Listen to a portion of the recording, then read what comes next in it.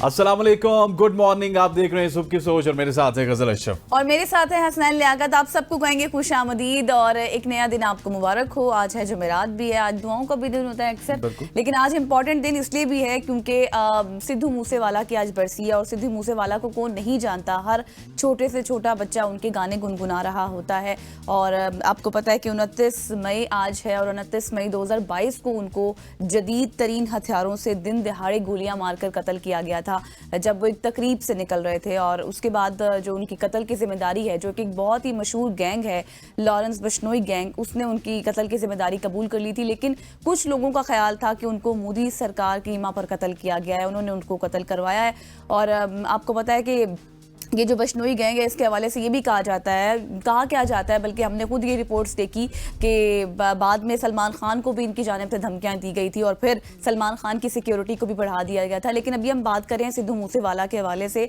आज उनकी तीसरी बरसी है, 3 साल मुकम्मल हो चुके हैं और उनके गानों में एक हसनैन रियलिटी थी, जिस तरह अभी हम बात भी कर रहे थे। गाना था 295 तो उनकी डेथ भी 29/5/2022 को हुई थी। और उस गाने में उन्होंने सीधा सीधा इंडिया में जो निज़ाम है, जो ज्यादतियां होती हैं मजलूमों के साथ उसको ललकारा था। फिर धर्म के नाम पे जो कुछ इंडिया में हो रहा है उसको ललकारा था। और बिल्कुल ठीक कह रही है गजल, आपके मोदी सरकार की इसमें इन्वॉल्वमेंट थी। और जब से मोदी सरकार आई है इंडिया में, हिंदुत्व या फिर हिंदू जो शरपसंद हैं उनका राज है। वो जब चाहें जिसको चाहें कत्ल कर देते हैं, जिसको चाहें खामोश कर देते हैं। या फिर कुछ लोग अदनान समी और इरफान पठान की तरह इस तरह के होते हैं कि जिनको अपनी मुसलमानियत को छुपाने के लिए हर वक्त हिंदुइज्म का प्रचार करना पड़ता है और जय माता के नारे लगाने पड़ते हैं। ये बड़ा एक अनफॉर्चुनेट है। और सिद्धू मूसेवाला को आज बिछड़े हुए तकरीबन 3 बरस हो चुके हैं। वो एक बासलाहियत फनकार थे, सुपरस्टार थे और उनको बैनुल अक़वामी सतह पर जिस तरह से उनकी एक पहचान थी और बहुत कम उम्री में उन्होंने बहुत ज्यादा शोहरत को समेट लिया था। ग्रेजुएट उन्होंने पंजाब से किया, फिर उसके बाद वो कनाडा चले गए, वहीं से उन्होंने अपने म्यूजिक करियर का भी आगाज किया और फिर ये सिलसिला इस तरह बढ़ता चला गया और बिल्कुल रियलिटी बेस पर वो काम करते थे। और उन्होंने अपनी मौत का इंकशाफ भी किया था एक बहुत ही रियलिटी शो बिग बॉस में सीजन 18 में। तो आज उनकी तीसरी बरसी है। इस हवाले से हम यही कह सकते हैं कि उनके लिए दुआ की जाए, अल्लाह ताला उनको जन्नत फिरदौस में आला मकाम अता फरमाए। और जी आगे बढ़ते हैं और आगे बढ़ते हुए आपको बताते हैं कि अब वक्त हो जाता है सोशल स्टोरीज का। और सोशल स्टोरीज में भी एक बहुत ही ज़बरदस्त स्टोरी है जो हमारे पास आई है, जो कि एक नौजवान है जिसका ताल्लुक चित्राल से है। अपर चित्राल से इनका ताल्लुक है और इन्होंने बैक वक्त 2 शादियां करके एक अनोखा वाकया किया है। एक क्या कहते होते हैं कि सबको हैरान किया। ये गैर मामूली वाकया था जिसने मकामी सतह पर खासी तवज्जो हासिल की है। और इसके साथ साथ अब अगर देखा जाए तो इंटरनेशनल लेवल पे भी इस स्टोरी को कोट किया जा रहा है और हर कोई इसी के हवाले से बात कर रहा है। क्योंकि अगर नौजवान की स्टोरी की बात की जाए तो उन्होंने एक लड़की को शादी की गर्ज से अपने घर बुलाया, ताम उसी दौरान दूसरी लड़की भी आ गई और दूसरी लड़की ने आके कहा कि नहीं, मैं भी इसी नौजवान से शादी करना चाहती हूँ। सो जब 4 शादियों की इजाजत तो वैसे भी इस्लाम में है ना। एग्जैक्टली। सो हालात ये हुए कि जो वहाँ के मकामी लोग थे उन्होंने देखा कि अब 2 लड़की एक लड़के के साथ शादी करना चाहती हैं। तो उन्होंने वहाँ पे जो आलिम दीन थे उनसे रब्ता किया, उनको बुलाया और उनसे जानने की कोशिश की कि क्या वो ये शादी बैक वक्त 2 लड़कियों से करवा सकते हैं। तो उन्होंने फिर उनको हल दिया कि एक वक्त पे एक लड़की के साथ निकाह होगा, फिर दूसरे वक्त पे दूसरी लड़की के साथ निकाह होगा। यूं उस नौजवान ने एक ही वक्त में 2 लड़कियों के साथ निकाह भी कर लिया। आपको बहुत बहुत मुबारक। और आपका ये जो अनोखा काम है इसको पूरे पाकिस्तान में सेलिब्रेट किया जा रहा है। एग्जैक्टली। लेकिन मैं जैसे पहले बात करी थी ना कि वो जो भी करें, अगर उनके मतलब सलाहियत है या फिर वो कर सकते हैं पूरा, तो इस्लाम ने भी इस चीज़ की इजाज़त दी हुई है कि 4 शादियां आप कर सकते हैं, लेकिन रजामंदी के साथ। लेकिन जब वो दोनों ही राजी थी तो फिर दोनों का निकाह होना था। ज़ाहिरा मियाँ बीवी राजी तो क्या करेगा काजी, तो इसलिए फिर ज़्यादा इस पर डिबेट भी नहीं करनी चाहिए। अब तो आगे उनकी ज़िंदगी अच्छी गुजरे, हम यही कह सकते हैं। आगे बढ़ते हैं और सोशल स्टोरीज़ जिस तरह से हम आपके साथ शेयर कर रहे हैं, फेमस स्टोरीज़ हैं। अब मैं आपको खबर देती हूँ जी कराची से, जहाँ पर स्कूल में एक वाकया, अनोखा वाकया पेश आया। वो हुआ कुछ यूँ कि पुलिस अफसर की जानिब से टीचर पर तशद्दुद किया गया है और हिरासानी का ये वाकया पेश आया। मुबैना तौर पर पुलिस जो एहलकार ने, अब्दुल हफीज ने, खातून टीचर को थप्पड़ मारे हैं। Can you imagine? Exactly, very unfortunate कि पुलिस एहलकार पिस्टल की जोर जबरदस्ती पर स्कूल में दाखिल हुआ और वाकई की वीडियो सामने आने के बाद पुलिस ने मौके पर इख्तियार किया कि तहकीकात की जा रही है, मामले का नोटिस भी ले लिया गया है। जबकि स्कूल इंतजामिया का कहना है कि पुलिस अफसर ने अपनी बच्ची के मामले पर टीचर के साथ ये बदतमीजी की और गैर अखलाकी जबान भी इस्तेमाल की। इसकी क्या डिटेल्स हैं, क्यों किया गया ये वाकया, क्यों पेश आया? बज़ाहिरन तो ये कहा जा रहा है कि बच्ची के साथ टीचर का कोई डांट छांट थी, तो इस वजह से पुलिस एहलकार ने उस बच्चे की बिना पर टीचर से बदतमीजी की है। लेकिन ये बहुत बुरी बात है, अगर टीचर ने कुछ कह भी दिया तो उस्ताद है, उस्ताद का हक है, कुछ ना कुछ तो मसला हुआ होगा। बिल्कुल ऐसे, ये हमारे माशरे में जो अदम बर्दाश्त है ना, हाँ। उसका एक मुंह बोलता सबूत है। जिस अदम बर्दाश्त की हम अक्सर बात करते रहते हैं, हमारे पॉलिटिकल कल्चर की बात की जाए, हमारे ऑफिस की बात की जाए, या फिर हमारे घर की बात की जाए, रिश्तों की बात की जाए, ये अदम बर्दाश्त बहुत ज्यादा बढ़ा है और उसको कंट्रोल करने के लिए हमें बहुत कुछ करना चाहिए। ख़वातीन व हज़रात, आगे बढ़ते हैं। आगे बढ़ते हुए आपको महकमा दाखिला पंजाब की एक रिपोर्ट बताते हैं, जहां पे 2023 और 24 की ऑडिट रिपोर्ट में इंकशाफ हुआ है कि इसके मातहत इदारों में 24 करोड़ 55 लाख रुपए से जायद मालियत का असलहा और गोला बारूद गायब हुआ। रिपोर्ट में पंजाब असम्बली में जब पेश की गई तो उसमें बताया गया कि 12 अजला के पुलिस स्टोर से असले की चोरी गायब होने और अदम बाजियाबी की तफसीलात दी गई हैं। रिपोर्ट के मुताबिक डीपीओ ऑफिस मुजफ्फरगढ़ से 2021 से 2023 के दरमियान 8 करोड़ 34 लाख रुपए से जायद मालियत का असला गायब हुआ और डीआईजी ऑपरेशंस लाहौर के दफ्तर से 4 करोड़ 71 लाख रुपए से जायद मालियत का असला और गोलियां गायब हुई। पुलिस ऑफिसर लाहौर से अगर बात की जाए, जो पुलिस का ऑफिसर लाहौर में, उन्होंने बताया कि वहां से 4 करोड़ 68 लाख रुपए से जायद का गायब शुदा असला ताहाल बरामद नहीं हो सका। और महकमा दाखिला के तर्जुमान के मुताबिक कमेटी को 10 दिन में रिपोर्ट जमा करवाने की हिदायत की गई और इसे ऑडिट रिपोर्ट में दर्ज बेज़ाब्तियों के जवाबात भी तलब करने के कहा गया है। तर्जुमान ने यह भी वाज़ेह किया कि महकमा दाखिला जो कि पंजाब है, उसके असला बराह रास्त ज़ख़ीरा नहीं कर सकता। ये कानून नाफिज करने वाले इदारों के पास होता है जो इसके इस्तेमाल के जिम्मेदार और जवाबदेह होते हैं। तहकीकाती रिपोर्ट मौसूल होने पर जिम्मेदारों के खिलाफ कार्रवाई की जाएगी, ये कहना है पंजाब असम्बली के लेकिन जो कायमा कमेटी का इजलास था। इसमें सवाल तो ये है ना कि असला से हुआ क्योंकि एक बड़ी तादाद है और इसके ऊपर ये एक बहुत बड़ा सवाल है। इसकी तहकीकात, इन्वेस्टिगेशन की जानी चाहिए। जिस तरह से जो भी तफसीलात आएंगी, ज़ाहिरा फिर मजीद डिटेल्स आपके साथ भी शेयर करेंगे। आगे बढ़ते हैं और आपको खबर देते हैं कि पाकिस्तान में गाड़ियां तैयार करने वाली कंपनियां जो है वो आलमी मयारात में सिर्फ 18 मयारात पर अमल कर रही हैं। अब वो कौन से मयारात हैं वो आपको बताते हैं कि गाड़ियों की तैयारी में 182 आलमी मयारात को यकसर नज़रअंदाज किया जा रहा है, जबकि गाड़ियों की जो कीमतें हैं अगर इंटरनेशनली बात करें तो वो ज़्यादा हैं। और अरकान ने गैर महफूज गाड़ियों की तैयारी पर शदीद तहफ़्फ़ुज़ात भी किए हैं और आलमी सेफ्टी मयारात को नज़रअंदाज करने वाली कंपनियों के खिलाफ फौरी और सख्त कार्रवाई करने का भी मुतालबा किया है। और अगर मैं बात करूँ ना पाकिस्तान के ट्रैफिक हादसात के हवाले से, तो बड़े वाक़यात हो रहे हैं क्योंकि कंपनियों की जिम्मेदारी बनती है कि वो गाड़ियों में सेफ्टी जो जितने भी मेजर्स होते हैं उनको देखें, किस तरह से वो तैयार की जाती हैं, उन पर अमल दरामद करें। गाड़ियों में सेफ्टी जितने भी स्टैंडर्ड्स और क्वालिटी में कमी होती है, उन गाड़ियों की एक्सपोर्ट भी जो है वो नहीं होनी चाहिए उस तरह से। लेकिन जब भारत और चीन गाड़ियों के बड़े एक्सपोर्टर्स बन चुके हैं तो फिर मजीद अब हम क्या बात करेंगे। बिल्कुल ऐसे ही ख़वातीन व हज़रात, भारत और चीन, क्योंकि इससे पहले गज़ल ने ठीक कहा, उससे पहले वो गाड़ियाँ नहीं बनाते थे। गाड़ियाँ ज़्यादातर अगर गाड़ी की बात की जाए तो जर्मन बनाते हैं या फिर अमेरिकन गाड़ियाँ बहुत ज़्यादा होती थी, तो इस वजह से उनमें सेफ्टी मेजर ज़्यादा होते थे। अब नए नए वेंडर्स आए हैं, नई नई चीज़ें आई हैं, तो उसमें इंप्रूवमेंट आहिस्ता आहिस्ता आ जाएगी। आगे बढ़ते हैं और आगे बढ़ते हुए JF-17 टेंडर तैयारों के हवाले से एक बहुत ही हौसला अफजा खबर है। आज़रबाईजान ने पाकिस्तान के साथ JF-17 टेंडर तैयारों के लिए $1 बिलियन के मुआहदे पर दस्तखत कर दिए। इन दोनों के दरमियान मुआहदा $4.2 बिलियन का हुआ। मीडिया रिपोर्ट्स के मुताबिक आज़रबाईजान अपने तैयारों की तादाद बढ़ाना चाहता है, जिससे उनके तैयारों की कुल तादाद 16 से 40 हो जाएगी। और ये हालिया जो पाक भारत कशीदगी है उसका मुंह बोलता सबूत है कि अब पाकिस्तान से भी जहाज आज़रबाईजान को भी जाएंगे और आज़रबाईजान को देखा देखी कुछ और ममालिक भी पाकिस्तान से कम JF-17 टेंडर तो जरूर खरीदेंगे और उससे हमारी इकोनॉमी को फायदा होगा। और अब उसमें हम चाइना के मोहताज भी नहीं है, ये बिल्कुल हमारे पड़ोस में बन रहे हैं JF-17, ये एरोनॉटिकल जो कॉम्प्लेक्स है। अब तो बहुत ऐसे भी जहाज हैं D-14 के हवाले से, मतलब डिफरेंट उनके नेम्स हैं, कि वो भी चाइना जो है वो पाकिस्तान को देगा, और जो एक बहुत ही खतरनाक है दुश्मन की धूल चुटाने के लिए। लेकिन बात यह है कि जिस तरह से JF-17 थंडर की इस वक्त धूम मची हुई है, मचनी भी चाहिए, और दूसरी कंट्रीज जो हैं वो पाकिस्तान से खरीदेंगी, एक बहुत बड़ी बात है। और जिस तरह आपने कहा कि पाकिस्तान की इकोनॉमी को फायदा होगा, ये उससे भी बड़ी बात है। तो इस तरह की खबरों को वैसे भी सेलिब्रेट करना चाहिए। आगे बढ़ते हैं और आपको बताते हैं कि जी साइंसदानों ने सुपर विजन कॉन्टैक्ट लेंसेज इजाद किए हैं जो लोगों को आंख बंद करके देखने में मदद फराहम करता है। मतलब कोई ऐसे लेंस होंगे जो आंख आप बंद करें और लोगों को नजर आ रहा हो। मुझे लगता है आने वाला जमाना ऐसा होगा कि हम बैठे रहेंगे, सारे काम यही लेंसेज और यही रिपोर्ट्स वगैरह करेंगे। बिल्कुल एग्जैक्टली। तो जी चीन की university of sciences and technology के साइंसदानों ने ये कारनामा सर अंजाम दिया है कि कॉन्टैक्ट लेंसेज तैयार किए हैं जो रात के अंधेरे में देखने की सलाहियत फराहम करते हैं। और हैरत अंगेज बात यह है कि जब आप आंखें बंद करेंगे तब भी आपको नजर आएगा। और ये जदीद लेंस खास न्यूक्लियर पार्टिकल्स और लचकदार मतलब जो चीज़ें होती हैं, छोटे छोटे पार्टिकल्स होते हैं, उन पर मुश्तमिल हैं, जो आप ये कहें कि बहुत ही बारीक रोशनी जो होती है वो इंसानी आंखों के लिए काबिल दीद रोशनी में तब्दील कर देती है। और इस इजाद की सबसे बड़ी खूबी ये है कि इसे किसी पावर सोर्स की ज़रूरत नहीं होती है। लेकिन क्या इसके कोई साइड इफेक्ट्स होंगे, ये भी एक ये तो अब जब नैनो पार्टिकल्स का इस्तेमाल होगा तो फिर पता चलेगा कि इसके साइड इफेक्ट्स नहीं है। यहाँ पर लेंगे एक ब्रेक और ब्रेक के बाद वापस आएंगे। स्टे विद अस।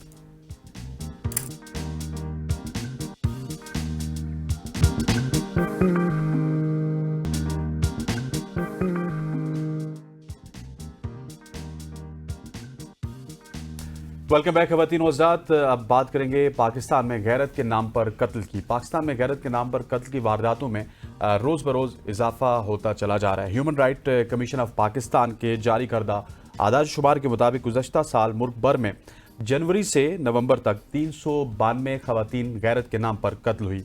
इनमें से पंजाब की अगर खवातीन की बात कीजिए तो वहां पे कत्ल होने वाली खवातीन की तादाद 168 है, सिंध में 151, खैबर पख्तूनख्वा में 52, बलूचिस्तान में 19, जबकि इस्लामाबाद में 2 केसेस रिपोर्ट हुए। गैरत के नाम पर कत्ल की एक और कहानी आपके सामने रखते हैं। नूरपुर थल के नवाई गांव जहां पे गैरत के नाम पर एक मशहूर टिकटॉकर का कत्ल हुआ। एग्जैक्टली और मशहूर टिकटॉकर को मौत की भेंट चढ़ा दिया गया जिनका नाम था इकरा शहजादी। 32 साला मशहूर टिकटॉकर थी ये। और अलमिया ये है कि इनको अपने ही कज़न के हाथों कत्ल हुई हैं ये। और इनका कज़न जो है वो ललकारते हुए घर पर मौजूद थी इकरा शहजादी, और वो ललकारते हुआ आया मोटरसाइकिल पर और आकर कहा कि हमारी इज्जत की धज्जियां उड़ाने वाली, आज मैं तुम्हें जिंदा नहीं छोड़ूंगा। और फिर दिन दिहाड़े उनको गोलियां मारकर मौत की नींद सुला दिया गया। लेकिन ये सिर्फ इकरा शहजादी पहली नहीं है, इससे पहले बहुत से केसेस हैं जो हमारे सामने रिपोर्ट होते हैं, और बहुत से ऐसे लातादाद केसेस हैं जो हमारे सामने तो आते ही नहीं हैं। और अगर मैं सिर्फ बात करूं कंदील बलोच का, तो वो एक फेमस केस था इन फ्रंट ऑफ अस, जिसको आप ये कहें कि इंटरनेशनली भी बहुत ज़्यादा पजीराई मिली थी इस केस को। लेकिन इस तमाम तर सूरत पर बात करने के लिए हमें ज्वाइन कर चुके हैं हमारे साथ हमारे कॉरेस्पॉन्डेंट साहब मौजूद है। इसके अलावा भी 2 इंपॉर्टेंट शख्सियात मौजूद होंगी। अमर से थोड़ा सा डिटेल ले लेते हैं। अमर बताइएगा क्या डिटेल है नूरपुर थल में, क्योंकि आप वहाँ पे कवरेज भी करते हैं और वहाँ पे इस तरह का वाकया होना, और अभी तक पुलिस ने क्या गिरफ्तार कर लिया कातिल को? जी, तहसील नूरपुर थल का नवाई गांव है रंगपुर बकूर, जिसमें गैरत के नाम पे कत्ल हुआ है। एक मोटरसाइकिल पे लड़का आया और ललकारते हुए लड़की को आके गोलियां मारी। 15 पे कॉल की सूरत में सीसीडी की टीम और SHO थाना नूरपुर थल मोहम्मद तकीर हुसैन मौके पे पहुंचे और टेक्निकल बुनियादों पे इसकी खोज शुरू की। चंद घंटों के बाद ही कातिल को गिरफ्तार कर लिया गया, जो कि उसका सगा कजन मोहम्मद बिलाल नामी लड़का था। मोहम्मद बिलाल से जब बयान लिया गया तो मोहम्मद बिलाल ने बताया कि इकरा टिकटॉक पे वीडियोस बनाया करती थी, जिसको उसने कई दफा वीडियोस बनाने से मना किया। मना करने के बावजूद वीडियोस बनाती थी, जिसकी सूरत में उसने उसको कत्ल कर दिया। आपको यहाँ पे एक और बात बताते चले, हमारे जराये के मुताबिक इकरा जो लड़की थी उसको तलाक याफ्ता थी, 32 साल लड़की जिसके 2 बच्चे थे। इस वक्त वो अपनी वालदा के पास रिहाइश पजीर थी। जी ठीक, सही हो गया। अमर आप हमारे साथ ही रहिएगा। मारवी अवान जो कि ह्यूमन राइट्स एक्टिविस्ट हैं, उन्होंने भी हमें ज्वाइन कर लिया है। मारवी, सबसे पहले तो मुझे ये बताएं, हम जितने भी केसेस देख चुके हैं इससे पहले भी आप हुमा जमील भी हमारे साथ मौजूद है। हाँ जी, हुमा भी हमारे साथ मौजूद है, उनसे भी हम कानूनी राय लेंगे, क्या एस्पेक्ट्स हैं इस हवाले से। पहले हुमा से बात कर लेते हैं। हुमा अभी हमारे साथ हैं। हुमा, कानून के हवाले से पूछ लेते हैं। एग्जैक्टली हुमा, हमने देखा है कि बहुत से केसेस इस तरह के हैं, चाहे वो बलूचिस्तान से हों, पंजाब से हों, सियालकोट से हों, फिर कंदील बलोच का एक केस है, सामिया शाहिद का एक फेमस केस है। क्यों हो रहे हैं ऐसे वाकयात? कानून मौजूद हैं लेकिन जी बिल्कुल, अगर आप देखें तो कानून भी हमें 2016 से ज़्यादा नज़र आता है, क्योंकि 2016 से पहले जैसा कि आपने मेंशन किया कि कंदील बलोच का बहुत एक नाउन केस था, उसके बाद ही फिर जो है ये ज़रूरत पेश आई हमारे कानूनदानों को कि इस पे कानून बनाया जाए, जिसके बाद एक अमेंडमेंट के थ्रू सेक्शन जो है 311 पीपीसी जो कि ऐड किया गया, जिसके मुताबिक पर्टिकुलरली स्पेसिफिकली ऑनर किलिंग को एज अ क्राइम जो है वो डिक्लेयर किया गया और उसकी एक खास सजा दी गई कि क्योंकि जैसा कि आप इस केस में भी देख रहे हैं, और मोस्टली ऑनर किलिंग के जो केसेस हैं उसमें 90.9% जो आप कह दें कि जो किलर होता है वो आपका अपना ही जानने वाला भाई, कजन, ताया, चाचा यही होते हैं। सो पहले आप अगर हम 302 की शिक देखें, सेक्शन 302 पीपीसी जो था वो क्योंकि कंपाउंटेबल है, उसमें जब जो है माफी दी जा सकती है, जो कंप्लेनेंट है वो माफ कर देता है। तो दैट्स वाई पहले भी ऑनर किलिंग के जो केसेस रिपोर्ट होते थे उसको मर्डर से अलग नहीं किया जाता था, उसको मर्डर के अंदर ही जम कर दिया जाता था कि ओके चलो ये कत्ल ही है। अब क्योंकि अब ये एक स्पेसिफिक आप कह दो कि एक स्पेसिफिक क्राइम बन चुका है, जिसके लिए बाद में ये जरूरत पेश आई कि इसको जो है वो अलग एक सेक्शन के थ्रू सजा इसकी मुख्तस की जाए। तो जब सेक्शन 311 आया थ्रू अमेंडमेंट, तो उसके मुताबिक जो है वो मकतूल की खानदान की माफी के बावजूद जो है वो अदालत सजा दे सकती है। ये कोर्ट की डिस्क्रिशन है कि वो उसको सजा दे, और कम से कम 25 साल कैद लाजमी है, चाहे खानदान वाले उसे माफ भी कर दें।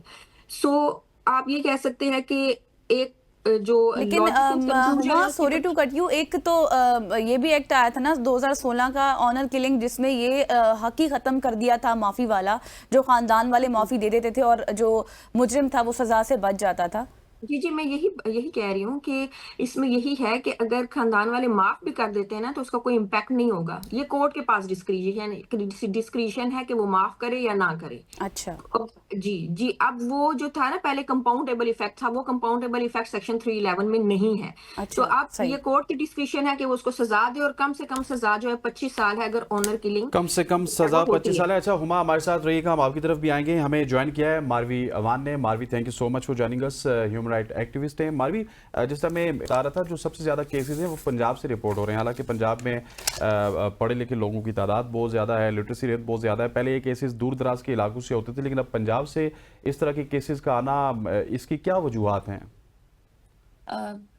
अनफॉर्चुनेटली हमारे पास जो डेटा है वो हमें सही फिगर्स नहीं बता रहा है, बिकॉज जो केसेस हम तक पहुंचते हैं, जिनको हम लोग डील कर रहे होते हैं, जिसको हम हाईलाइट कर रहे होते हैं, उसमें बेशुमार ऐसे केसेस हैं जिसमें ऑनर किलिंग का अटैम्प्ट करने के बाद उस मौत को बहुत ही ज़्यादा नॉर्मल दिखाने की कोशिश की जाती है, या तो बॉडीज़ को गायब कर दिया जाता है या उनको दफना दिया जाता है। तो इस वक्त भी हम ये अंदाज़ा नहीं लगा सकते कि हमारे पास केसेस की असल तादाद कहाँ है और इधर से आ रही है।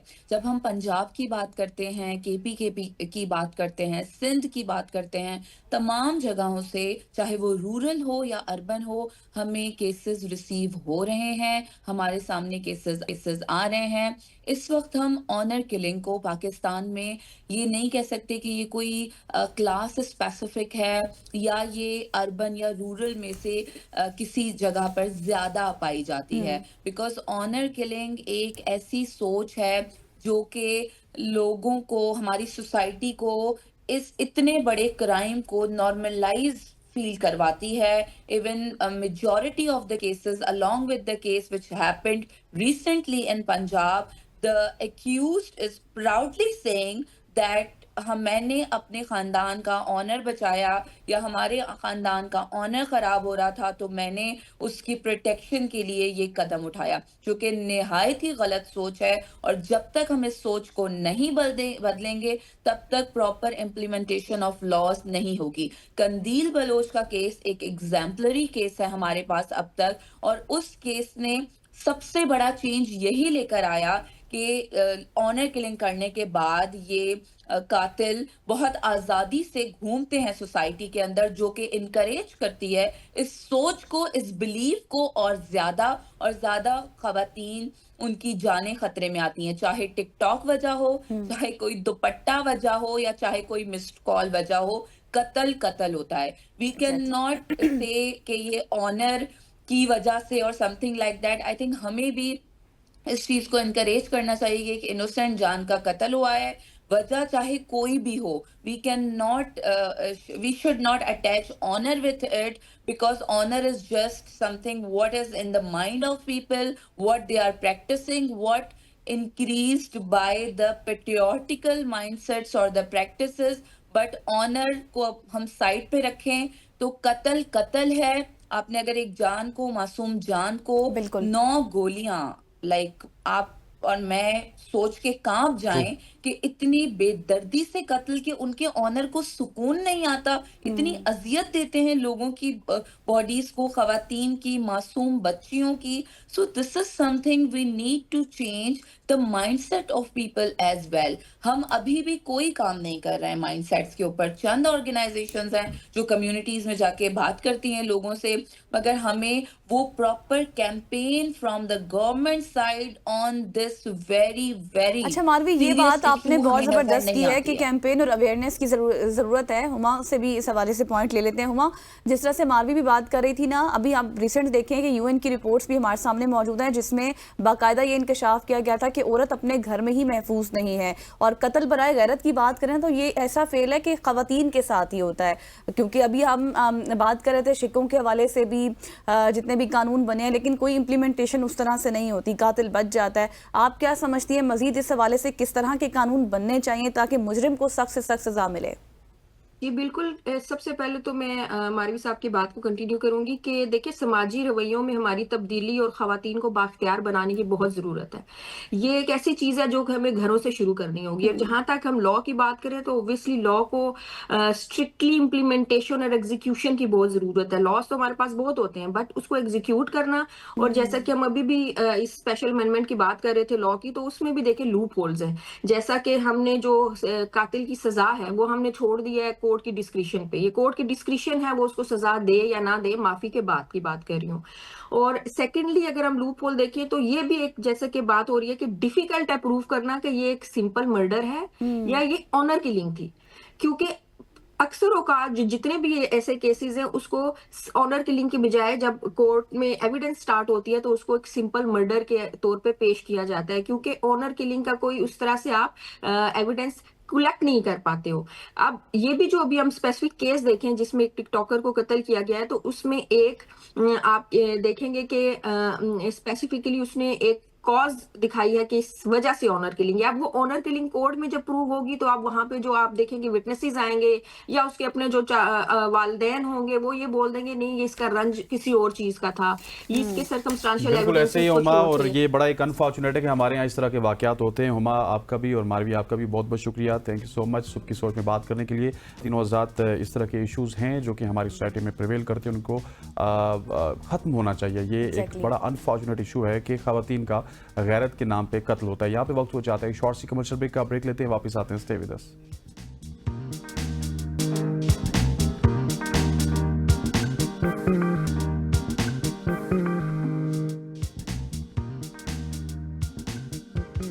वेलकम बैक खवातीन वज़ात। अब ईद उल अज़हा बिल्कुल करीब आ रही है और इस दौरान बहुत सारे ऐसे लवाजमात हैं जो कि CDA के अंडर भी आते हैं, जैसा कि वेस्ट मैनेजमेंट की बात की जाए कि जो जानवरों का फुजला है उसके हवाले से CDA क्या कुछ कर रहा है, उसकी आलाइशों के हवाले से क्या कर रहा है। क्योंकि अगर दुनिया की बात की जाए बहुत सारे इस्लामी ममालिक ऐसे हैं वहाँ पे तो इस तरह का कॉन्सेप्ट नहीं है।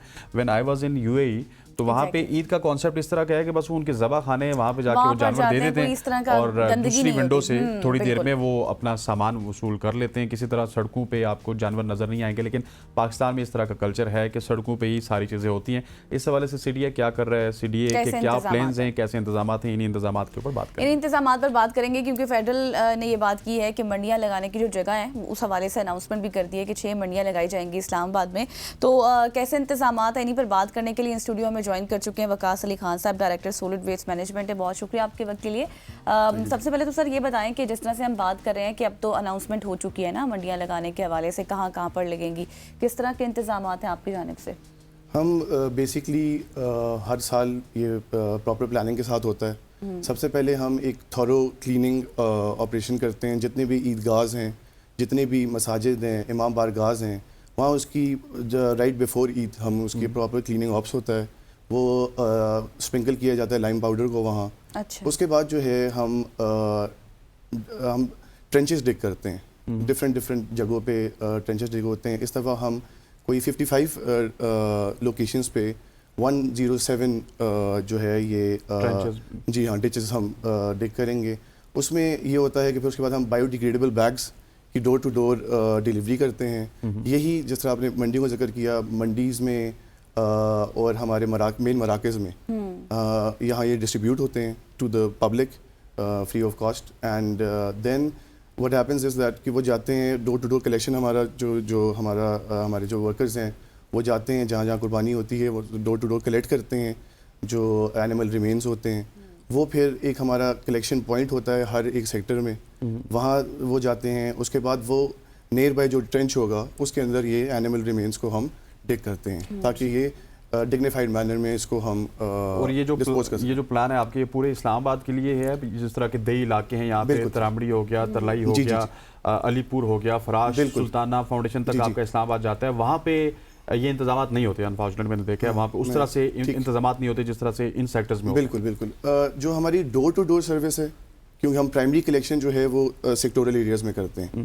जो हमारे जो ये रूरल एरियाज की आपने बात की है, बनीगाला हो गया, बाराकऊ हो गया, यहाँ यूनियन काउंसिल्स इस प्राइमरी कलेक्शन वो करती हैं।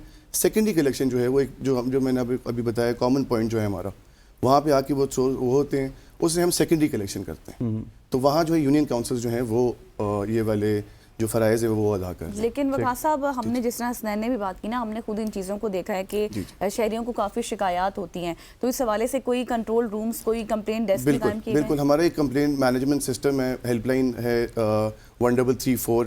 उसका जो व्हाट्सएप का वो है वो 0335 5001213 पे, और ये राउंड द क्लॉक चलेंगी। लास्ट टाइम भी जब कंप्लेंट सिस्टम हमारे मतलब कि this has been introduced, this is the vision of our chairman, तो ये राउंड द क्लॉक काम करते हैं। और कंप्लेंट जब जैसी आती है तो 15 मिनट्स के अंदर अंदर उसकी हम रेजोल्यूशन इंश्योर करते हैं। ठीक। अच्छा वकास साहब, मुझे ये बताइएगा कि ये तो आपके एंड पे जिम्मेदारियां हैं जी। अगर आवाम के एंड की जिम्मेदारियों की बात कीजिए तो शहरियों को आप क्या कहेंगे कि उनको क्या कुछ करना चाहिए ताकि दोनों एंड से अगर एफर्ट्स होंगे तो वो अच्छी होंगी? बिल्कुल इसमें ये है कि रिपोर्ट्स आती हैं कि कुछ लोग जब कुर्बानी करते हैं तो वो कभी कभी नालों में फेंक देते हैं या कोई जंगलों में फेंक देते हैं, या इवन दो हमारे जो गार्बेज ट्रॉलीज हैं उसमें भी आप जब फेंकते हैं तो वो वेस्ट जो है वो मिक्स हो जाता है। जो म्यूनिसिपल वेस्ट है और जो ये एनिमल वेस्ट है, इसको मिक्स नहीं होना चाहिए, क्योंकि वो जो है वो लैंडफिल पे जाएगा तो उसकी एक डिफरेंट एक डिस्पोजल मैकेनिज्म है। तो शहरियों से यही है कि जो हम मतलब कि प्रोवाइड कर रहे हैं सर्विसेज, जिस तरह सेक्टोरल में आपको बताया डोर टू डोर कर रहे हैं, तो इसका मतलब कि प्रॉपर फ़ायदा उठाएं और हम इंशाल्लाह इंश्योर करेंगे कि प्रॉपर्ली ये चीज़ एग्जीक्यूट हो। सही।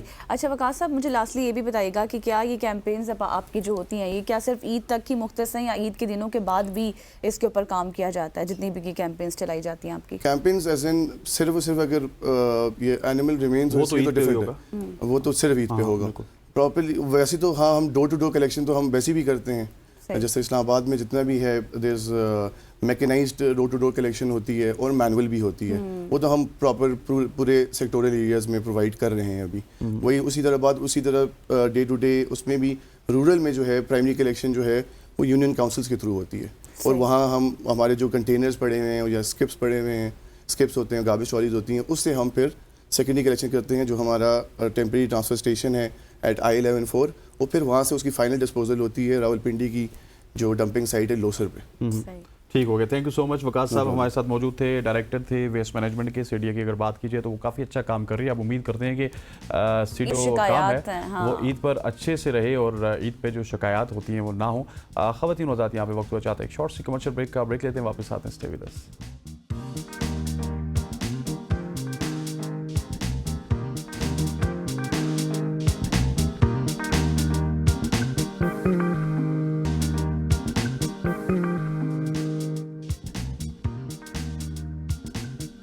वेलकम बैक खवातीन आज़ाद। पाकिस्तान सुपर लीग तो ख़त्म हो गई, लेकिन पाकिस्तान सुपर लीग ख़त्म होने के बाद लाहौर की कज़ाफ़ी स्टेडियम में कल मैच हुआ पाकिस्तान और बांग्लादेश का। 3 T20 इंटरनेशनल मैचेस खेले जाने इस सीरीज़ में पहला मैच हुआ और पहले मैच में पाकिस्तान ने बांग्लादेश को बाआसानी शिकस्त दी 37 रन से। और पाकिस्तान की जानिब से अगर बैटिंग की बात की जाए, सलमान अली आगा ने काफ़ी अच्छे रन जोड़े, हसन नवाज काफ़ी तेज़ तरीन रन जोड़ने में कामयाब हुए और साथ शादाब खान ने एंड पे आके जो लाठी चार्ज किया वो दीदनी था। और बॉलिंग में हसन अली को हम नहीं बोल सकते जिन्होंने 5 विकेट्स हासिल किए। इस तमाम मैच के ऊपर बात करेंगे। हमारे साथ क्रिकेट गुरु सीनियर स्पोर्ट्स जर्नलिस्ट जनाब फैजान लखानी साहब ने हमें कराची से ज्वाइन किया। फैजान भाई, so much for joining us. Finally some good news for Pakistan cricket, क्योंकि इससे पहले जब हम न्यूजीलैंड में गए थे तो न्यूजीलैंड की बी या सी लेवल की टीम के खिलाफ हम नहीं जीत सके, लेकिन इस वक्त आप ये कह सकते हैं कि हमारी बी लेवल की टीम ने बांग्लादेश की अच्छी टीम को शिकस्त दी है। देखिए, हमारी टीम भी अच्छी और बांग्लादेश की टीम भी अच्छी, और T20 ऐसा फॉर्मेट है कि जिसमें आप किसी भी टीम को अच्छा बुरा नहीं कह सकते, क्योंकि आजकल जिस तरह की क्रिकेट हो गई है कभी भी कोई भी टीम किसी को पछाड़ सकती है। तो एक अच्छी बात यह है कि पाकिस्तान के यंगस्टर्स ने बड़ा जबरदस्त खेल पेश किया। हसन नवाज मुस्तकिल इम्प्रेस किए जा रहे, PSL भी बड़ा जबरदस्त रहा, उनके कैरियर का आगाज भी बड़ा अच्छा रहा। तो एक अच्छा प्रोस्पेक्ट है पाकिस्तान को। शायद हम बड़े दिनों से जिस चीज का इंतजार कर रहे थे, मे बी ये असेसमेंट कबल वक्त हो, बट शायद आगे जाके जो हम बड़े अरसे से एक चीज का इंतजार कर रहे थे कि हमें मिडिल ऑर्डर में कोई एक ऐसा प्लेयर मिल जाए जो आके अच्छे अंदाज में इनिंग की पेस को लेके चले और अच्छे अंदाज में फिनिश करे। हमने आजम को ट्राई किया, हमने इफ्तिखार को ट्राई किया, खुशदिल ने कुछ हद तक अच्छा अपना किया था, बट इस जगह पे अगर हसन नवाज अपने आप को साबित कर पाते तो पाकिस्तान के फ्यूचर के लिए एक बड़ा अच्छा साइन है। और आपने जिस तरह जिक्र किया हसन अली का, अच्छा कमबैक हसन अली का। PSL में भी PSL की कारकर्दगी की बुनियाद पर लाए गए, 5 विकेटें हासिल की और पहली बार कैरियर में 5 विकेटें हासिल की, तो गुड कमबैक हसन अली का। तो ओवरऑल एक अच्छा मोरल बूस्टिंग पाकिस्तान के लिए ये विन है, क्योंकि जीत हमेशा आपके हौसले बुलंद करती है। और जो पाकिस्तान क्रिकेट का जो इंटरनेशनल क्रिकेट की अगर हम बात करें तो रिसेंटली हमारे रिजल्ट्स इतने अच्छे नहीं थे। खासतौर पे हम अगर लॉन्गर फॉर्मेट की बात करें तो चैंपियंस ट्रॉफी भी हमारा अच्छा नहीं गया था। उससे पहले जब हम टेस्ट सीरीज भी खेलते रहे थे इसी हरीफ के खिलाफ, हमारा टेस्ट सीरीज में भी हम बड़ा ये कहें कि स्ट्रगल कर गए थे। तो एक अच्छा साइन ये है कि मे बी अब एक नए कोचिंग स्टाफ के साथ पाकिस्तान टीम धीरे धीरे अपनी डगर की जानिब आने लगी है। बिल्कुल फैजान साहब, आपने ये जबरदस्त कहा कि जीत आपकी ना हमेशा मोरल को बुलंद करती है, लेकिन ये बताएं कि सलमान अली आगा की कप्तानी और बैटिंग को आप कैसे देख रहे हैं? देखिए, बड़े जबरदस्त सलमान ने परफॉर्म किया और सलमान को हमेशा अंडररेट किया जाता रहा है, बट सलमान शॉर्टर फॉर्मेट के भी इक्वली गुड प्लेयर है। वो बॉलिंग के साथ भी अपना किरदार अदा करते हैं, बैटिंग के साथ भी अपना रोल प्ले करते हैं। इंटेलिजेंट क्रिकेटर है और उन्हें पता है कि किस तरीके से गेम को आगे लेके पढ़ना है। जो भी प्लेयर में क्रिकेटिंग इंटेलिजेंस होगी उसके नाकाम होने के चांसेस कम होते हैं। अगर बुरा दिन होता है या आगे अच्छा गेंद पड़ गया तो वो एक अलग बात है, बट क्रिकेटिंग इंटेलिजेंस के साथ अगर कोई प्लेयर फील्ड में मौजूद होता है तो उसके ज्यादा चांसेस होते हैं कि वो सक्सेसफुल होगा। और सलमान अली आगा एक क्रिकेटिंग इंटेलिजेंस रखते हैं, जो क्रिकेट में एक स्ट्रीट स्मार्टनेस की जरूरत होती है। सलमान अली आगा के क्रिकेटिंग स्टाइल में, उनके डिसीजन में वो चीज उस चीज की झलक नजर आती है। फैजान भाई, कल के मैच में एवरीवन वाज एक्सपेक्टिंग कि साहिबजादा फरहान खेल रहे हैं, लेकिन out of nowhere Sahibzada Farhan team में नहीं थे। क्या आपको भी थोड़ा सा शॉक लगा उनको ना देख के टीम में? देखिए, जिस तरह का हमारा ओपनिंग ऑर्डर है, फखर भी अगर एक फॉर्म को कैरी करते हुए आ रहे थे, साइम का भी मौका बनता था प्रॉब्ली इसी सोच के साथ कि यार जो एक सेट हमारा एक चीज है उसको ना छेड़ा जाए, but Sahibzada Farhan of course deserve करते हैं। और आई थिंक अगले मैच में शायद साइम या फखर में से किसी को बिठा के साहिबजादा फरहान को मौका यहाँ पे दिया जा सकता है। तो ये एक ऐसा खिलाड़ी है जो डिजर्व करता है यहाँ पे कि जिसको खिलाया जाए। सही हो गया। और फैजान साहब, मुझे बताइएगा कि शादाब की जो ऑलराउंडर परफॉर्मेंस है उसको आप किस तरह से देखते हैं? आप सवाल रिपीट करेंगे, मैं सुन नहीं सका। फैजान साहब, आप मुझे सुन पा रहे हैं तो मुझे बताइएगा कि शादाब की जो परफॉर्मेंस है ऑलराउंडर, उसको आप किस तरह से देखते हैं, किस तरह से एनालाइज करते हैं आप? देखिए, शादाब के लिए अच्छा साइन ये है कि वो दोबारा उस परफॉर्मेंस में आ गए जिस तरह की परफॉर्मेंस उनसे एक्सपेक्ट की जा रही थी। काफी अरसा शादाब खान कारकर्दगी से, स्कोर से दूर रहे थे, ना वो रन कर पा रहे थे, ना बॉलिंग इतनी इफेक्टिव हो पा रही थी। अच्छा साइन है कि शादाब भी आके जो उनसे तवक्को की जा रही थी उस तवक्कुआत पर पूरा उतर रहे हैं। तो इट्स ओवरऑल एक अच्छा साइन है। बट अगेन अहम चीज यहाँ पर ये है कि इसी कारकर्दगी में तसलसल रखा जाए, इसी कारकर्दगी को आगे इसी अंदाज में इस मोमेंटम के साथ ही बरकरार रखा जाए। ये ना हो कि हम एक दो मैच की बुनियाद पे बस अपने असेसमेंट्स ले लें या प्लेयर्स भी कह लें कि we have done enough. For granted किसी प्लेयर को अपनी पोजीशंस नहीं लेनी चाहिए। यहाँ पे अब जितना टफ कंपटीशन पाकिस्तान क्रिकेट में भी हो चुका है, जिस तरीके से यंगस्टर्स आ रहे हैं, तो मुझे उम्मीद है कि कोई प्लेयर यहाँ पे अपनी जगह को फॉर ग्रांटेड ना ले। और पाकिस्तान क्रिकेट बोर्ड की जानिब से, पाकिस्तान क्रिकेट टीम की मैनेजमेंट की जानिब से भी प्रॉब्ली कुछ बड़े नामों को बिठा के ये मैसेज क्लियर दे दिया गया है कि कोई भी गेम से बड़ा नहीं है। जो परफॉर्म करेगा, जो टीम के लिए कंट्रीब्यूट करेगा और जो टीम के कॉज के लिए कंट्रीब्यूट करेगा, वो ही टीम में होगा। तो ये चीज एक अच्छी साइन है। आप प्लेयर कोई फॉर ग्रांटेड अपनी पोजीशन को ना ले। बिल्कुल जी। अच्छा फैजान भाई, मुझे ये बताइएगा, मुझे इसमें आपका थॉरो एनालिसिस चाहिए कि हम बांग्लादेश के खिलाफ मुझे लगता है कि सीरीज भी जीत जाएंगे। इसके बाद हमारा आयरलैंड के साथ सीरीज है, अफगानिस्तान के साथ है, साउथ अफ्रीका के साथ है, वेस्ट इंडीज के साथ है। अब वर्ल्ड कप से पहले आप देखिए कि हम किसी भी उस तरह की पावरफुल नेशन के साथ नहीं खेल रहे, तो वर्ल्ड कप में जाते हुए फिर हमें परेशानी नहीं होगी इंग्लैंड और न्यूजीलैंड और ऑस्ट्रेलिया को फेस करते हुए? देखिए, जिस तरह स्टार में बात हुई कि शॉर्टर फॉर्मेट में आप किसी भी टीम को लाइट नहीं ले सकते, तो अगेन आई थिंक, और जिस तरह पाकिस्तान की आगे की सीरीज है उसमें कोई ऐसा हरीफ जिसको आप ये समझे कि हल्का नहीं कह सकते। अफगानिस्तान भी एक ऐसी टीम है जिसने रिसेंटली आपने उसके परफॉर्मेंसेस देखे हैं कि एक जिस तरीके से उसने परेशान किया बड़ी बड़ी टीमों को और बड़ी बड़ी टीमों को पछाड़ा, इवन 50 ओवर क्रिकेट में भी। तो Afghanistan is equally good side और बेटर साइड। एट टाइम्स वो हमें भी ऐसा थ्रेट करता था, इनफैक्ट हमारे खिलाफ तो वो सीरीज जीते हुए। तो I think good enough matches हैं पाकिस्तान के पास वर्ल्ड कप से पहले टू प्रिपेयर और अपने आप को तैयार करने के लिए। बिल्कुल। अच्छा फैजान साहब, मुझे ये बताएं कि अगर हम फास्ट बॉलिंग के हवाले से बात करें तो फहीम से ओपनिंग करवाई गई, तो ये ठीक था आपकी नजर में?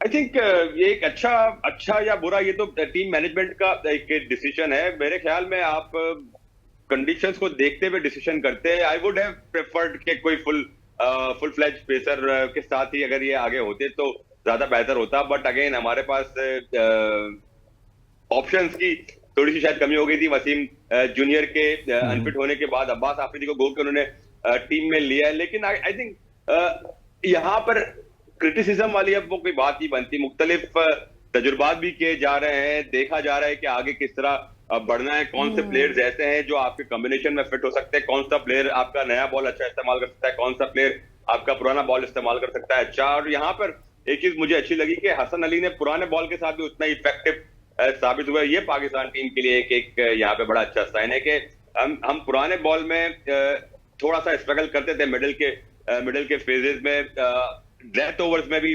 हारिस रऊफ माजी में हमारे लिए बड़े इफेक्टिव रहते थे, बट आजकल उस तरीके से कंट्रीब्यूशन उनका नहीं हो पा रहा। तो हमें मिडिल के और बाद के ओवर्स के लिए भी कोई ऐसा प्लेयर, ऐसा बॉलर दरकार था जो आई थिंक हसन अली फिलहाल कंट्रीब्यूट करके दिखाया। आई होप कि आगे जाके भी इसी तरह कंट्रीब्यूट करे तो पाकिस्तान के लिए अच्छा होगा। मुझे सिर्फ लास्टली बताइएगा, ऊपर से तो ब्रेक का कहा गया, लेकिन मैं आपकी राय इस पे जानना चाहता हूं कि अगर ये टीम अच्छा परफॉर्म कर गई हालिया एक साल में, जितने भी साल के मैंने दौरे गिनवाए, जिसमें आपका बैटिंग डिपार्टमेंट भी और बॉलिंग डिपार्टमेंट भी परफॉर्म करता है, तो what will be the future of Shaheen, Babar and Rizwan? क्या फिर उनको T20 2026 में हम टीम में नहीं देखेंगे? यार आई थिंक बाबर और रिजवान का बैक करना मुझे थोड़ा सा चैलेंजिंग इस पोजीशन में तो लग रहा है। बाबर नो डाउट बहुत पाकिस्तान के लिए कंट्रीब्यूशन है, बहुत बड़े प्लेयर हैं।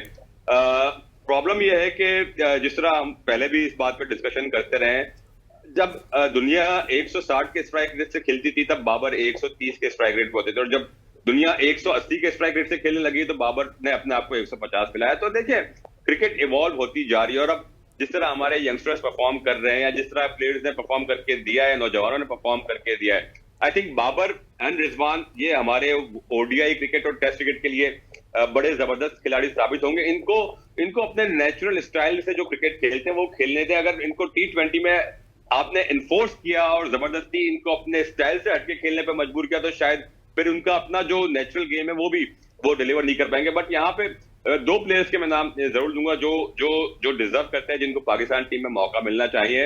अनफॉर्चुनेटली पीएसएल में भी उनको सही तरह से मौका नहीं मिले, बट टैलेंट काफी है। मेहरान मुमताज और सुफियान मुकीम, ये ऐसे प्लेयर्स हैं जो डिजर्व करते हैं कि इनको चांस दिया जाए। इनको फ्यूचर के लिए आपके प्लान्स का हिस्सा होना चाहिए। बिल्कुल। Senior sports journalist Faizan Lakhani साहब हमारे साथ मौजूद थे और तमाम तर चीज़ों पर डिस्कशन करें, लूप होल्स हैं हमारी टीम में और किस तरह से उनको बेहतर किया जा सकता है। Thank you so much for joining अस। और यहाँ पर लेंगे एक ब्रेक के बाद वापस आएंगे। स्टे विद अस।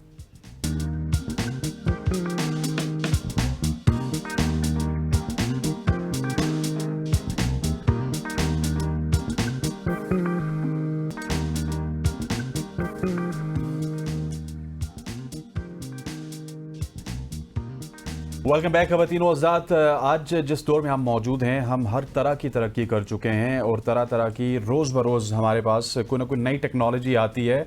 अब तो एआई भी आ चुकी है। इससे पहले अगर हम बात करें तो जब मोबाइल का ज़माना आया था या फिर टच फोन का ज़माना आया था, हम सोच रहे थे कि इससे आगे की टेक्नोलॉजी नहीं होगी, लेकिन हर चीज़ इवॉल्व हो रही है।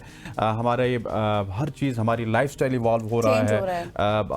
अगर आप इलाज मुआवजे की बात करें तो कितने ज़्यादा आप देखेंगे कि उसमें भी तरक्की हो रही है, लेकिन कहीं ना कहीं पे एक चीज़ इफेक्ट हो रही है, वो है हमारा इन्वायरमेंट।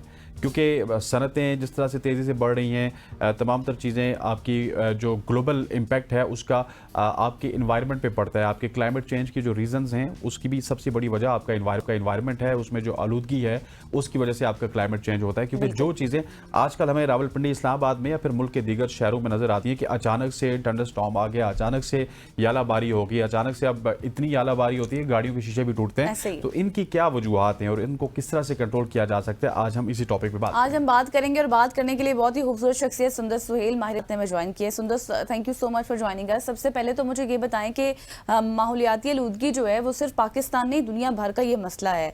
गर्मी और सर्दी के मौसम का बहुत ज़्यादा सख्त हो जाना, फिर उसके बाद हम देख रहे हैं कि जब प्रेडिक्शन होना बारिश की तब नहीं होती, जब प्रेडिक्शन नहीं होती तब हो जाती है। बारिश के बगैर यालाबारी होना, कैद साली बढ़ती जा रही है, एक मामूली सी प्रैक्टिस है। फिर हम देख रहे हैं समुद्री तूफान बहुत ज़्यादा आ रहे हैं। क्या वजह है, ये प्रैक्टिसेस क्यों हो रही हैं? जी, थैंक यू सो मच गजल। बिल्कुल ये काफ़ी विजिबल हैं ये सारे चेंजेस। और एक ज़माना था कि सिर्फ हम क्लाइमेट चेंज की बात करते थे और डिफरेंट साइंटिस्ट से सुनते थे, अब तो ये हमारी आंखों के सामने है।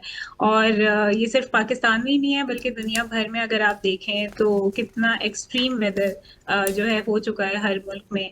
और अभी जैसे आपने जिक्र किया था कि जो ये हेल स्टॉर्म आया था और फिर अचानक बारिश हो जाती है। कराची में अगर आप देखें तो तकरीबन 2 साल से तो यहाँ पे बारिश ही नहीं हुई है। तो कहीं तेज बारिश होना, कहीं बारिश ना होना, समंदरी तूफान आना। अभी जैसे अगर आप को याद हो कि 2023 में भी साइक्लोन बिपर जो है ऑलमोस्ट इट हिट कराची। लेकिन जो है उस साइक्लोन का जो है मतलब बस ये था कि डायरेक्शन चेंज हो गई विद टाइम। पर बात ये है कि देखें ये तो अभी की बात है, आगे जाके ये चेंजेस और फ्रीक्वेंट होंगे। तो जैसे ग्लोबल वार्मिंग है हमारी दुनिया में, इतनी सारी जो है इंडस्ट्रीज हैं, चीजें हैं, अब वो इमिशंस प्रोड्यूस करते हैं। ये सारी जो गैसेस हैं ये एक हमारी जो नेचुरल लेयर है उसको मजीद जो है इंक्रीज कर देती हैं। तो उसकी वजह से ज्यादा हीट ट्रैप होती है।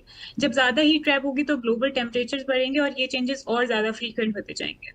अच्छा सुंदर, मुझे ये बताइएगा कि अगर क्लाइमेट चेंज की बात की जाए तो पाकिस्तान इस रिस्क में टॉप 10 कंट्रीज में पहले नंबर पे है। अमेरिका आई थिंक 7वें नंबर पे, इसी तरह बाकी इटली है, इस तरह की कंट्रीज हैं। सो पाकिस्तान को इस हवाले से क्या कुछ करना चाहिए कि हमारे यहाँ जो इतना रैपिडली क्लाइमेट चेंज हो रहा है इसको किसी तरह से कंट्रोल करें? क्योंकि हमारी जो बड़ी बड़ी पहाड़ियाँ हैं, अगर ये किसी तरह से खुदा न ख्वास्ता पिघलना स्टार्ट होगी तो हमारा तो फ्यूचर खतरे में पड़ जाएगा। जी, पाकिस्तान जो है 5th मोस्ट वल्नरेबल कंट्री है क्लाइमेट चेंज पे। उसके अलावा जो दूसरी कंट्रीज हैं जिसमें इंडिया है, यूएसए और चाइना है, ये टॉप मोस्ट कंट्रीज में आती हैं क्योंकि इनके कार्बन डाइऑक्साइड इमिशंस बहुत ज़्यादा है।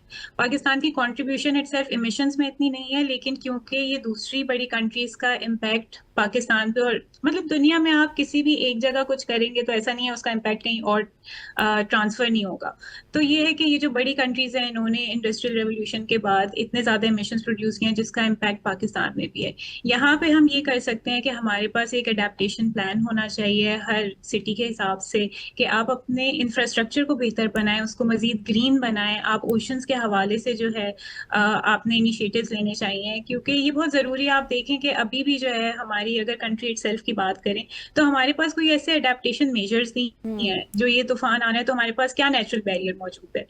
अब बिल्कुल। फॉर एग्जांपल आपके पास ये मैंग्रोव्स होते हैं, तो this is the natural barrier to protect you from floods. तो अगर इसकी कटिंग इतनी ज्यादा होती रहेगी, डिफॉरेस्टेशन इतनी होती रहेगी, तो फिर आप प्रोटेक्ट नहीं कर पाएंगे अपने आप को। फिर आपके पास इंफ्रास्ट्रक्चर मौजूद है, आप उसको मजीद बेहतर बनाएं। अब 2020 की बात है कि जब यहाँ पे हैवी रेनफॉल हुई थी कराची में, तो तकरीबन 400 मिलीमीटर से ज्यादा की बारिश की वजह से वो नेचुरल ड्रेनेज सिस्टम ही आपका चौक हुआ है, जो लियारी रिवर जिसको हम कहते हैं, तो उसके चौक होने की वजह से वो फ्लो ही नहीं कर पाया और सारी अर्बन फ्लडिंग का हमने जो है वो पूरा मनाजिर देखा था न्यूज में। तो ये चीजें जो है बहुत जरूरी है कि गवर्नमेंट की तरफ से भी इनिशिएटिव्स होने चाहिए और इंडिविजुअल लेवल पे भी।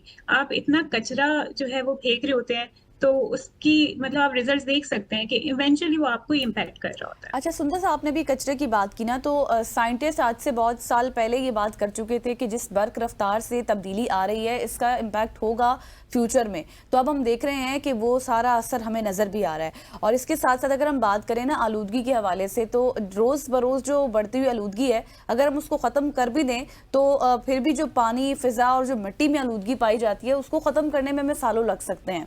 आप क्या समझती हैं इस हवाले से, क्या स्टेप्स लिए जाने चाहिए? देखिए, जो डैमेज हमने इतना ज्यादा कॉज कर दिया है, तो उसका तो सिर्फ हल यही हो सकता है कि आप मजीद इसको खराब ना करें, और जो डैमेजेस ऑलरेडी हो गए हैं उनके लिए इंटरवेंशंस ली जाएं, उनके लिए प्रोजेक्ट्स जो हैं वो इंट्रोड्यूस किए जाएं, जिससे जो है हम ये बेहतर बना सकते हैं। अब अगर आप प्लास्टिक का मसला देख लें, तो प्लास्टिक पोल्यूशन कितनी है दुनिया भर में, और पाकिस्तान में तो मजीद जो है इसकी मतलब ना कोई बैन है। चले, मैंने देखा है कि लाहौर या इस्लामाबाद में कुछ एक सिंगल यूज प्लास्टिक पे तो गवर्नमेंट ने कुछ इनिशिएटिव्स लिए हैं, लेकिन इसके अलावा जो दूसरे ममालिक हैं या दूसरे शहर हैं, उसमें आप देखें कि प्लास्टिक का एक्सटेंसिवली इतना यूज है और वो डेली बेसिस पे इतना कचरा प्रोड्यूस होता है। सिर्फ 8 मिलियन टन जो है आप दुनिया भर में देखें कि प्लास्टिक ओशन में एंड अप होता है, तो this is a huge number. और एनुअली अगर हम 400 मिलियन टन प्लास्टिक प्रोड्यूस करें, तो this is a concerning point कि हम जो है कोई ऐसे इंटरवेंशंस की तरफ या प्रोजेक्ट्स की तरफ नहीं जा रहे कि जिससे हम माहौल को बेहतर बना सकें।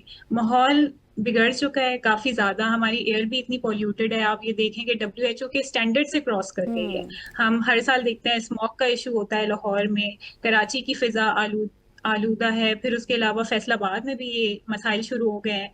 तो आप ये देखिए 20 to 60 times higher than WHO standard. तो this is absurd, this is very concerning कि आपने ऐसे क्या इकदाम लिए हैं गवर्नमेंट की तरफ से और एज एन इंडिविजुअल। तो ये बहुत जरूरी है कि इस पे जो है फोकस किया जाए। अच्छा सुंदर, it's always a two way traffic. किसी वक्त हम गवर्नमेंट को भी बताते हैं कि आपको क्या करना चाहिए, लेकिन हमारी जो पब्लिक है उसको भी क्या कुछ करना चाहिए, ये हमें बताइएगा, ताकि किसी तरह से ये हम इसकी प्रिवेंशन की तरफ जाएं और क्लाइमेट चेंज के इतने जो इफेक्ट्स हैं जो हमारे मुल्क को स्पेशली इफेक्ट कर रहे हैं, उससे हम बच सकें। जी, इंडिविजुअल लेवल पे आप बहुत कुछ कर सकते हैं। जैसे अगर आप प्लास्टिक पोल्यूशन की बात करते हैं, तो आप कोशिश करें कि आप अपना डोमेस्टिक प्लास्टिक की कंजम्पशन जो है उसको कम करें। प्लास्टिक का ऑल्टरनेट मौजूद है पहले से, आप रीयूजेबल बॉटल्स यूज कर सकते हैं, आप जो टोट बैग्स होते हैं आजकल तो बहुत फैशन में भी हैं, आप उनका इस्तेमाल कर सकते हैं। फिर उसके अलावा ये कि कचरा ना फेंकें सड़कों पे, कोशिश करें कि हर एक शहरी जो है एक दरख्त जरूर लगाए, बहुत इंपॉर्टेंट है। हम जो है छोटी छोटी प्रैक्टिसेस ऐसी अडॉप्ट कर सकते हैं जो कि मतलब चेंज ला सकती हैं अगर आप में अवेयरनेस होगी। अब फॉर एग्जांपल कि मैं एक ये बड़ी अच्छी चीज सोचती हूँ कि देखें, एनवायरमेंटल नॉलेज के हवाले से बात तो होती रहती है, लेकिन इसको बाकायदा तौर पे करिकुलम का अगर हम पार्ट बना दें बच्चों के स्कूल्स में, कॉलेजेस में, तो इससे बहुत बड़ा एक डिफरेंस आएगा। फिर पेरेंट्स भी एडवोकेट करें इस चीज़ के हवाले से, और हर किसी को जो है इस हवाले से बात करनी चाहिए, क्योंकि इसका इम्पैक्ट अब हम देख रहे हैं अपनी डेली बेसिस पे, और हमें प्रिपेयर होना चाहिए आगे के लिए। तो ये छोटी छोटी चीज़ हैं कि जो हम इंडिविजुअल लेवल पे कर सकते हैं। फिर उसके अलावा जो है गवर्नमेंटल लेवल पे पॉलिसीज स्ट्रांग होनी चाहिए। हमारे पास प्लान्स मौजूद हैं, चीजें हैं, बहुत सारी डिबेट्स होती हैं, लेकिन मैंने ये देखा है कि राइट स्टेक होल्डर्स जो है ना, उनकी मौजूदगी बहुत जरूरी है। कि अगर कोई फॉर एग्जाम्पल, मैं छोटी सी एग्जाम्पल देती हूँ, यहाँ पे दरख्त चलाने की मुहिम शुरू हुई थी, तो फिर कराची में बहुत सारे कोनोकार्पस की स्पीशीज लगा दी थी। फिर उसके बाद एक डिबेट शुरू हुई कि नहीं, हमें तो ये लगानी नहीं चाहिए, हमें तो मतलब एक डाइवर्सिटी प्रॉपर चाहिए, प्लान नहीं है हमें सुंदर चाहिए, हमारे पास। आप बिल्कुल ठीक कह रही हैं कि सबसे पहले हमें जी। गवर्नमेंट लेवल की पॉलिसीज तो होती हैं, लेकिन इंडिविजुअल लेवल पर भी खुद रिस्पॉन्सिबल होना होगा, क्योंकि फूल्स हो गए, फिर इसके साथ आप देखें कि ग्रीन हाउसेस से जो गैसेस का अखराज होता है, ये सब तो हमारी अपनी आलूदगी फैलाई हुई है ना, तो इसके ऊपर भी कंट्रोल करना बहुत ज़्यादा ज़रूरी है। सुंदर सोहेल हमारे साथ मौजूद है। Thank you so much Sundar for joining us. यहाँ पर लेंगे ब्रेक के बाद वापस आएंगे। स्टे विद अस।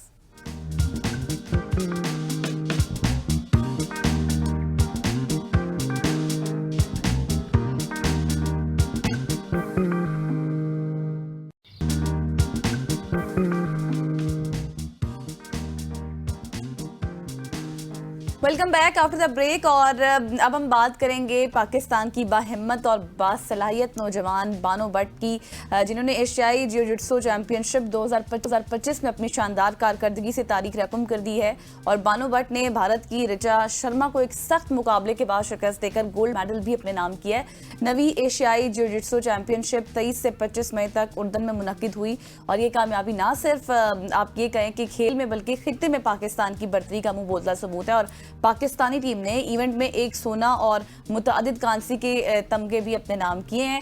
और बानो भट्ट जैसे पुरअज़्म नौजवान आलमी सतह पर पाकिस्तान का नाम रोशन कर रहे हैं। और आज हमारे साथ बानो भट्ट ही मौजूद हैं, उनसे ही जानते हैं कि उनकी फीलिंग्स, भारत से उन्होंने मैच जीता है, उसके बाद किस तरह का रिस्पॉन्स उनको मिल रहा है। बिल्कुल ऐसी है Bano, thank you so much for joining अस। सबसे पहले तो हमारी आवाम के लिए थोड़ा सा बताइएगा कि किस तरह का मैच हुआ आपका भारत के साथ, और मेडल के हवाले से भी हमें बताइएगा, फिर आगे डिस्कशन को हम बढ़ाते हैं। अस्सलाम वालेकुम। ये एशियन जियोजित्सु चैंपियनशिप थी जो कि जॉर्डन में हो रही थी। और ये जियोजित्सु का मैच था मेरा इंडिया के साथ, जिसमें मैंने गोल्ड मेडल जीता है। जबरदस्त, सही हो गया। बानो, मुझे ये भी बताएं कि मुल्क के लिए जब आप गोल्ड मेडल लाते हैं ना, तो एक अलग ही फीलिंग्स होती हैं, एक अलग ही आपको चार्म नजर आ रहा होता है, घर वालों की अप्रिसिएशन अलग होती है, दुनिया वालों की। एग्जैक्टली। और भारत और आजकल के मतलब जो सिनेरियो चल रहा है हमारा, इसमें भारत के अगेंस्ट जीत कर आना, तो किस तरह की फीलिंग्स हैं आपकी?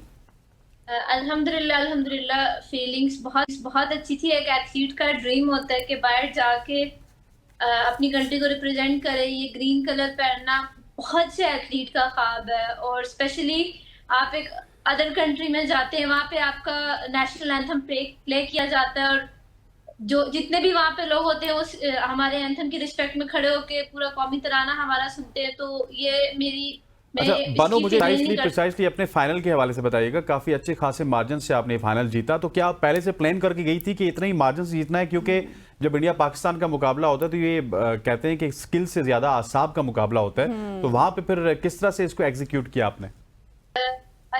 आई वॉज एक्सपेक्टिंग कि मेरा जो फाइनल था, मुझे लग रहा था शायद मेरा फाइनल किसी और कंट्री के साथ होगा, लेकिन मुझे मेरी फाइट से पहले पता चला कि मेरा फाइनल जो है वो इंडिया के साथ है।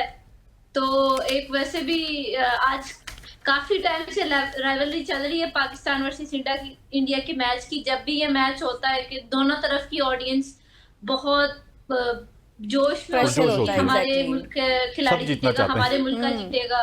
तो काफी सारे मतलब एथलीट्स को प्रेशर होता है, लेकिन मैं उस टाइम प्रेशराइज नहीं थी। मेरा ये था, मैं यहाँ पे खेलना आई हूँ, अपनी कंट्री के लिए गोल्ड लेने आई हूँ और मैंने लेना है। मैं रिंग के अंदर जज्बे से गई, मैंने खेला सही। उसके बाद मैच खत्म होने के बाद मैंने अल्लाह अकबर का, अब जॉर्डन में पाकिस्तान को बहुत लोग सपोर्ट करते हैं एज कम्पेयर टू देखा जाए तो इंडिया के। मैंने वहां पे अल्लाह अकबर कहा तो सारे लोगों ने मुझे बड़ा सपोर्ट किया, तालियां बजाई। तो देखा जाए मेजॉरिटी जो अभी पिछले जंग के हालात भी बने हुए थे, तो वहां पे जितनी भी इंटरनेशनल कंट्रीज थी, काफी सारे मुल्क जो आए हुए थे, वो सब पाकिस्तान को बहुत ज्यादा सपोर्ट करते हैं। तो मुझे बहुत अच्छा लगा, मैंने वहाँ पे प्राउड पाकिस्तानी फील किया। हमारी आर्मी की भी मतलब लोगों ने बहुत तारीफ की, मुझे बहुत से लोग मिले, बहुत अच्छा एक्सपीरियंस। बिल्कुल, आपका जज्बा जिस तरह से आप बात कर रही हैं वो हमें नजर भी आ रहा है, आपकी फुटेजेस जो साथ चल रही हैं हमारे। मुझे ये बताएं कि इस इवेंट के लिए आप कब से प्रैक्टिस कर रही थी और किस किस ने आपको सपोर्ट किया? मेरी इस मैच की प्रैक्टिस पिछले 1 मंथ से चल रही थी और मुझे पाकिस्तान जियोजित्सु फेडरेशन ने मौका दिया बाहर जाके खेलने का। और मैं अपने स्पॉन्सर्स का भी थैंक यू करना चाहूंगी, PSO एंड वेव्स, और मीन्स के मेरी जो ये विक्ट्री है, ये मेरा गोल्ड मेडल का क्रेडिट सारा मेरे कोच सर अल्ताफ ताफू को जाता है। मैं बहुत मतलब मैं एक्सप्लेन नहीं कर सकती कि अगर मुझे सपोर्ट ना किया जाता, मुझे भेजा ना जाता बाहर, तो मैं पाकिस्तान के लिए गोल्ड नहीं ले सकती। तो मैं बहुत शुक्रगुजार हूँ अल्लाह ताला का कि मुझे मौका मिला, मैंने अपनी कंट्री को बिल्कुल ऐसी। अच्छा बानो, बात की है स्पॉन्सर्स की, हमारे पास बहुत एथलीट्स आते हैं लेकिन उनको स्पॉन्सर से बहुत गिले होते हैं। लेकिन आपने तो अपने स्पॉन्सर्स की तारीफ भी की, लेकिन हमें बताइएगा कि स्पॉन्सर्स हासिल करना कोई आसान काम है? आपको आसानी से मिले या फिर इसके लिए भी आपको मुश्किलात का सामना करना पड़ा, मेहनत करनी पड़ी? देखिए, अगर हम देखें एज कम्पेयर टू पाकिस्तान, जो बाहर कंट्रीज आई हुई थी इस कंपटीशन में, उनकी टीम बहुत बड़ी थी, उनके पास उनकी गवर्नमेंट उनको बेसिकली सपोर्ट करती है। अब उनकी टीम में फिजियोथेरेपिस्ट, डॉक्टर, उनकी टीम का हर एक स्पेशल अलग अलग मेंबर, वीडियोग्राफर, फोटोग्राफर, सब मेंबर्स थे। अब हम जो सही हो गया। अच्छा ये बताएं कि चूंकि आपने तो बहुत से एथलीट्स को हराया होगा, बहुत से ओपोनेंट आपके सामने आते होंगे, लेकिन जब इस सिनेरियो में भारत से आप जीत कर आई हैं तो कैसी फीलिंग्स थी आपके फ्रेंड्स, फैमिली सर्कल की? ऐसा मीन्स कि मैं आपको छोटी सी बात बताती हूँ। मेरा मैच था, मैच से पहले दोनों जो कॉर्नर्स होते हैं वो साथ बैठे हुए होते हैं। तो इंडिया के कोच आए, उन्होंने कहा आप दोनों की फोटो लेनी है। मैंने कहा चला लेने को मसला नहीं। उसके बाद वो गए पीछे, इंडिया पाकिस्तान के साथ मैच है, वो अपनी ना कंट्री में कॉल करके तो पाकिस्तान के मैच है मेरे साथ, हाँ बस गोल्ड अपना है, हम जीतेंगे बस यही है ऐसे। और मैं सुन रही हूँ, लिटरली मैं सुन रही हूँ, मेरे सामने वो बोल रहे थे। फिर हम जब अंदर गई, मैंने मैच खेला, जीत के आए, और मतलब सारे मतलब 40+ की उनकी टीम थी, वो खामोश बैक स्टेज पे उन लोगों ने रोल मतलब लड़ाई उनकी आपस में हुई, ये अच्छा। तुमने क्या किया, वो क्या किया, पाकिस्तान से हार गई है वो। मीन्स के बहुत अच्छा, मतलब मुझे बहुत अच्छा लगा क्योंकि जो उन्होंने मतलब किया, इंडिया ने जो किया, उसके बाद मतलब हमारी आर्मी ने कितना अच्छा उनको रिस्पांस दिया, उसके बाद मैंने बहुत अच्छा रिस्पांस दिया। तो मुझे ना मतलब बहुत अच्छा सपोर्ट भी मतलब काफी ज्यादा मिलती है जब आप का मैच इंडिया के साथ और आप जीते हैं। तो बानो कोसर बट हमारे साथ मौजूद थे। Thank you so much for joining अस। बानो, आप इसी तरह से पाकिस्तान का नाम रोशन करती रहिए, और जब इंडिया की बात होती है तो फिर हमें बहुत ज्यादा खुशी होती है। वो क्रिकेट या फुटबॉल या फिर हॉकी की बात नहीं है, कोई भी स्पोर्ट्स हो, हम इंडिया से जीतना चाहते हैं। हवाई फिजाई हमलों में भी हम इंडिया से जीतना चाहते हैं, और इसके साथ साथ हम हर गेम में इंडिया से जीतना चाहते हैं। तो आपको बहुत बहुत मुबारक हो ख़वातीन और हज़रात। आज की सुबह की सोच से इतना ही। मुझे गज़ल को और हमारी पूरी प्रोडक्शन टीम को आज तक के लिए इजाज़त दीजिए। इंशाल्लाह कल मुलाकात होगी, तब तक के लिए अल्लाह हाफ़िज़। अल्लाह हाफ़िज़।